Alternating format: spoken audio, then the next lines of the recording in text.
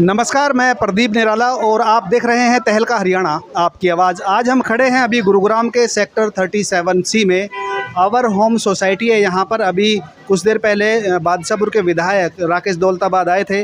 किस लिए इन लोगों ने, सोसाइटी के लोगों ने उनको बुलाया था और विधायक जी यहाँ पर क्या इनको आश्वासन देकर गए हैं, क्या वो कहकर गए हैं, इनसे ही बात करते हैं। हमारे साथ खड़े हैं यहाँ की आवर होम सोसाइटी के RWA प्रेसिडेंट सतवीर जी। तो इनसे बात करते हैं कि आज का कार्यक्रम खास क्या क्या आपके जो मुद्दे थे जो उठाए और विधायक जी क्या कहकर गए हैं। सतवीर जी, आज जो विधायक जी आए राकेश जी आपके बीच में, आप लोगों ने बुलाया था, तो आपने क्या अपनी मांगे रखी और क्या विधायक जी कह गए?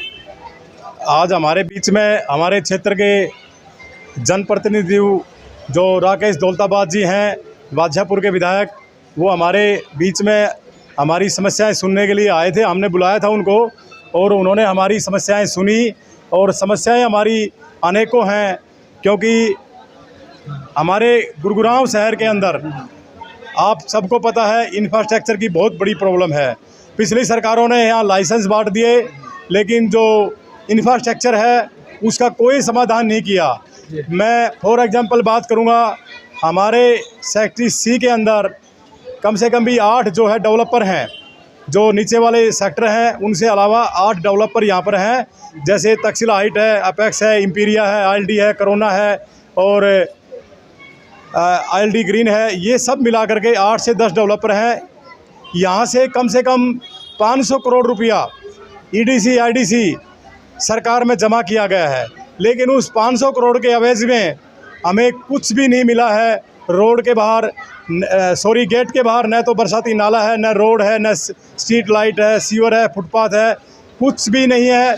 एक बेसिक रोड बनाया था स्टार्टिंग के अंदर और वो भी टूट चुका है, उसमें गड्ढे पड़े हुए हैं, रात को अंधेरा रहता है, महिलाएं निकल नहीं सकती हैं। तो ये सारी समस्याएं आज हमने अपने विधायक जी को सामने पेश करी हैं और विधायक जी ने हमें आश्वासन दिया है, सतवीर जी 1 महीने के अंदर, अगले महीने 24 तारीख को, यानी कि सवा महीने के अंदर इन समस्याओं से हम आपको निजात दिला देंगे।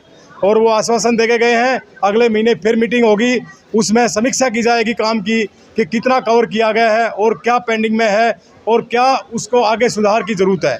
ये इस प्रकार है जी। सर, आपका नाम क्या है?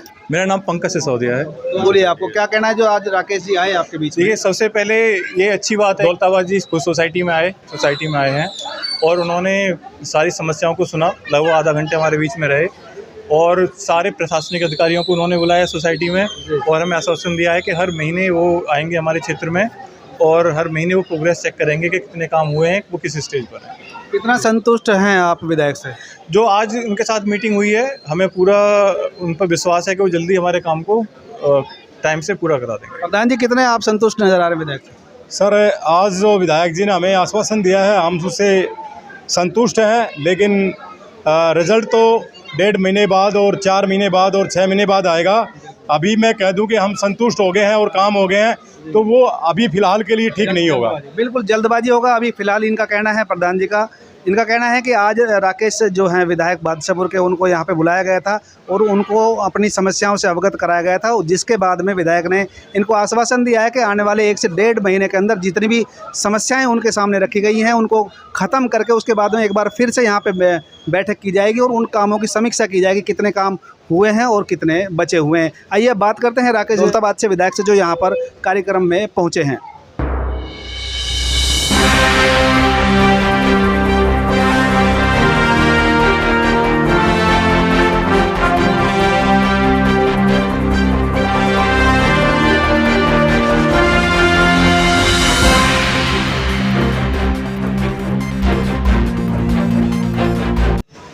हमारे सेक्टर 37 के इधर के आसपास के ना, जैसे करोना ऑप्टस हो गया, तक्षशिला हो गए, कैपेक्स हो गए और BPTP हो गई, अपेक्स हो गई, मतलब और इंपीरियल हो गए, इंपीरिया हो गई, करोना तो ये सब जैसे हमारी सोसाइटी है, ये इधर क्या है कि डेवलपमेंट के मेजर जो काम है वो जो अंदर के सेक्टर्स के वो काम बहुत अच्छे तरीके से हो पाते हैं MCG में। अब प्रोसेस क्या बनाया हुआ है कि जब 10 साल हो जाते हैं तो HSVP जो है वो अपना हैंड ओवर करती है MCG को। तो अब इसका जो स्टेटस है कि 10 साल का, और उसके अंदर दूसरा हमारा वो होता है कि 50% ऑक्यूपेंसी होनी चाहिए।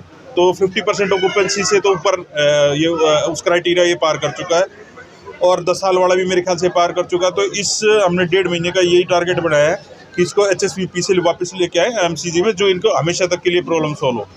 किस तरह के लोगों ने समस्याएं रखी हैं और उनका क्या समाधान का आश्वासन है? सारी समस्याएं वो हैं जो कि इनको इन लोगों को वो मिलनी चाहिए, क्योंकि जैसे अभी हमारा गुड़गांव जो है इन 30 सालों के अंदर इतनी स्पीड से बढ़ता जा रहा है, और सरकारें जो है वो मैं लंबे समय से देख रहा हूँ, इंफ्रास्ट्रक्चर के ऊपर ध्यान नहीं दिया गया पहले।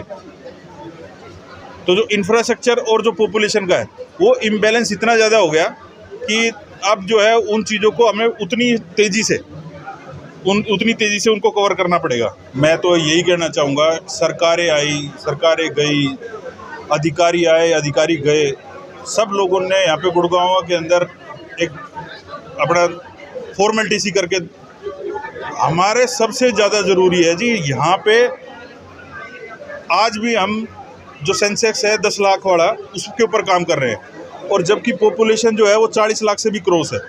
तो हम सब लोगों को जो पॉलिटिशियन है खासकर, और यहाँ के जो अधिकारी हैं वो, हम दोनों को ये चीज़ें समझनी पड़ेगी कि पॉपुलेशन यहाँ की 10 लाख नहीं है, यहाँ की पॉपुलेशन 40 लाख प्लस है। और क्योंकि यहाँ पे ये नहीं है कि परमानेंट आदमी के अलावा जो हमारा IMT, पेस सिटी और उद्योग विहार है, तीनों इंडस्ट्रियल एरिया के अंदर लाखों लोग तो वो हैं जो कि यहाँ पे मजदूरों के किराए पे आके रहते हैं। और जैसे ये इलाका हमारा ढूंढेड़ा, मूलेड़ा, हमारा खांडसा, कापासेडा नहीं सॉरी इधर ये मोहम्मदपुर, नरसिंहपुर, खेड़कीदोला, ये इलाका ऐसा है जो ओवर पॉपुलेटेड है। तो हमारे को उनके लिए भी इंफ्रास्ट्रक्चर तैयार करना पड़ेगा। नगर निगम की लगातार लापरवाही सामने आ रही है, जो समय पे ड्रेन साफ नहीं करते, जिसकी वजह से शहर की सड़कों पे पानी है। उनके लिए, नगर निगम के लिए किस तरह से होगी? देखिए, पहले हमारे साथ इशू क्या था कि नगर निगम के पास जो है वो एक IAS अधिकारी नहीं था जब हम MLA बने थे। तो उसके बाद हम यहाँ पे परमानेंट जो है एक IAS को स्टेशन किया। उसके साथ अब हमने क्या महसूस किया कि लोग कंफ्यूज हो रहे हैं कि GMD का कौन सा काम है और MCG का कौन सा काम है। तो अब हमने क्या किया, GMD और MCG के अंदर दोनों को, GMD के CEO और MCG के कमिश्नर एक ही अधिकारी को बनाया है, जिससे कि दोनों का तालमेल बन जाए डिपार्टमेंटों का। ये काम हुआ है हमारा 1.5 महीने से शुरू, 1.5 से 2 महीने हुए हैं इसमें, 2.5 महीने से हुआ है। अब हम देखते हैं कि ये वाली बारिशें तो जैसे तैसे हम मैनेज करेंगे, अगली बार के अंदर ये चीज़ें हमारे पास बीच में ना रहें, ये हमने अश्योर करना है इसी सीज़न में। प्रॉब्लम हमारे बीच में आई थी कि जो यहाँ से शिकायतों की कॉल जा रही है, उन शिकायतों के ऊपर बिना सोल्व हुए जो है डिपार्टमेंट ये लिख के दे रहा है कि सोल्ड। तो अब जब तक दोबारा से जो शिकायत करता है उसने अगर कंफर्म नहीं किया कि भाई मेरी प्रॉब्लम सोल्व हो गई है, तब तक उस पोर्टल के ऊपर वो अनसोल्ड ही दिखाएगा। लापरवाही अधिकारियों के ऊपर तो जो कार्रवाई आप देख ही रहे हो कि हम तेज़ी से कर रहे हैं, और भी स्पीड से करेंगे। लापरवाह अधिकारियों को काम भी कम से कम दिया जा रहा है, बल्कि यहाँ से सस्पेंड भी देख रहे हैं। आपने विजिलेंस की देखेंगे अब MCG में कितने छापे लग रहे हैं लगातार। पार्षदों का कार्यकाल खत्म हो गया, जिसकी वजह से पार्षद जो है ना अपना काम नहीं करा पा रहे हैं, अधिकारियों के ऊपर सारा डिपेंड है। तो ये चुनाव जल्दी होने चाहिए, इसके लिए क्या कदम उठाया जाए? देखिए, आपने पढ़ा ही होगा कल वाला नोटिस भी कि जो सेंसेक्स जिसकी मैं अभी बात कर रहा था, उसके ऊपर जो है जो उसके दोबारा से रिपोर्ट भेज दी जाए, और जो 36 वार्ड के ऊपर से दोबारा पॉपुलेशन का सर्वे जो है वो उसका डिटेल भेजने के लिए वो कल ही आया है। आपके पास नोटिस आ ही गया होगा मीडिया के पास। तो कब तक उम्मीद है चुनाव? सबसे पहले रिपोर्ट जाए,